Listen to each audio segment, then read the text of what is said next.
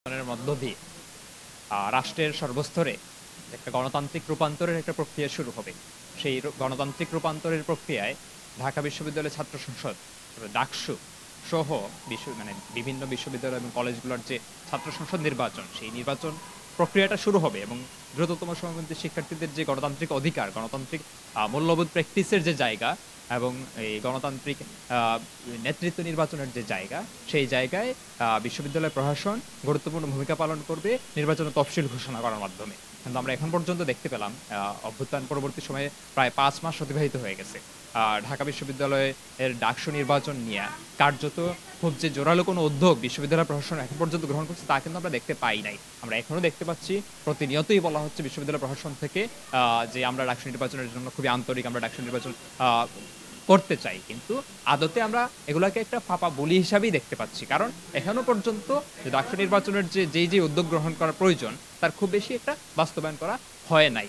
তো আমরা মনে করি যে ডাকসু দ্রুততমর মধ্যেই হইতে হবে এবং এই ডাকসু নির্বাচনের জন্য বিশ্ববিদ্যালয় প্রশাসন বিভিন্ন ছাত্র সংগঠনের কাছ থেকে ডাকসুর গণতন্ত্র সংশোধনের জন্য বিভিন্ন প্রস্তাবনা গ্রহণ করতেছে। এটা আজকে এই প্রস্তাবনা দেওয়ার শেষ দিন ছিল। আমাদের সংগঠনের পক্ষ থেকে আমরা এই প্রস্তাবনাগুলো পেশ করছি।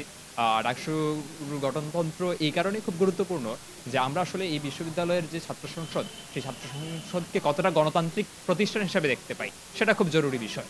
আপনারা জানেন যে ডাকসুর সভাপতি বিশ্ববিদ্যালয়ের উপাচার্য তার পদাধিকার বলে এই ক্ষমতা ভোগ করেন। শুধুমাত্র এই পদাধিকার বলে যে উপাচার্য যে সভাপতি হিসেবে কাজ করেন তাও কিন্তু না।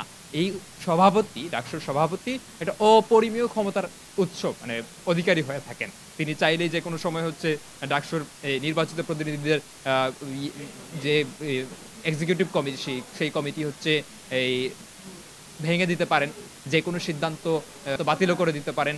এমনকি তিনি তার অমান্যে বা তার অনুমতি ভিত্তিতে কোনো সভাও এই ডাকসু করতে পারে না। ফলে আমরা আমাদের সংগঠনের পক্ষ থেকে এই দাবি জানিয়েছি যে বিশ্ববিদ্যালয় প্রশাসনকে এই দাবি জানিয়েছি যে ডাকসুর ভিপি প্রেসিডেন্ট হিসাবে ভিসি এই নামমাত্র ভূমিকা পালন করবেন বা নামমাত্র ক্ষমতা ভোগ করবেন। তিনি একটা আলংকারিক জায়গা হিসেবে থাকবেন এবং প্রশাসনের সাথে এই যে ছাত্র প্রতিনিধি তাদের একটা ব্রিজ হিসাবে কাজ করবেন। বিভিন্ন সিদ্ধান্ত বিশ্ববিদ্যালয় পর্যায়ে বাস্তবায়নের ক্ষেত্রে, ডাকসুর থেকে গৃহীত যে সিদ্ধান্ত বিশ্ববিদ্যালয় পর্যায়ে বাস্তবায়নের ক্ষেত্রে তিনি ভূমিকা পালন করবেন, এই হিসেবে আমরা দেখতে চাই। তিনি সর্বময় কর্তৃত্বের অধিকারী হিসাবে আমরা দেখতে চাই না।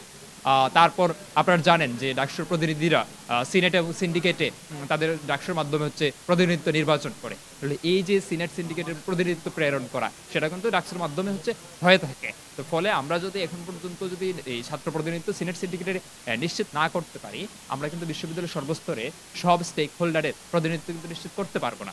এই জায়গা থেকে আমরা মনে করি যত দ্রুত সম্ভব যে এখন ডাকসু নির্বাচনটা জরুরি ভিত্তিতেই এখানে দিতে হবে। কিন্তু এই জায়গা থেকে অনেক সংগঠন অনেক মতামত পেশ করতেছে। কেউ বলতে যাচ্ছে যে আগে বিশ্ববিদ্যালয়ের বিভিন্ন ক্ষেত্র সংস্কার করতে হবে, তারপর নির্বাচন হবে, তার আগে কোনো নির্বাচন হবে না। আমরা বলতে চাই যে ডাকসুর গঠনতন্ত্র সংশোধন কিংবা সিন্ডিকেট পুনর্গঠন কিংবা সিনেট পুনর্গঠন এগুলো প্রত্যেকটাই বিশ্ববিদ্যালয় প্রশাসনের সদিচ্ছার উপর নির্ভর করে। যদি বিশ্ববিদ্যালয় প্রশাসন সদিচ্ছা থাকে যে সিন্ডিকেট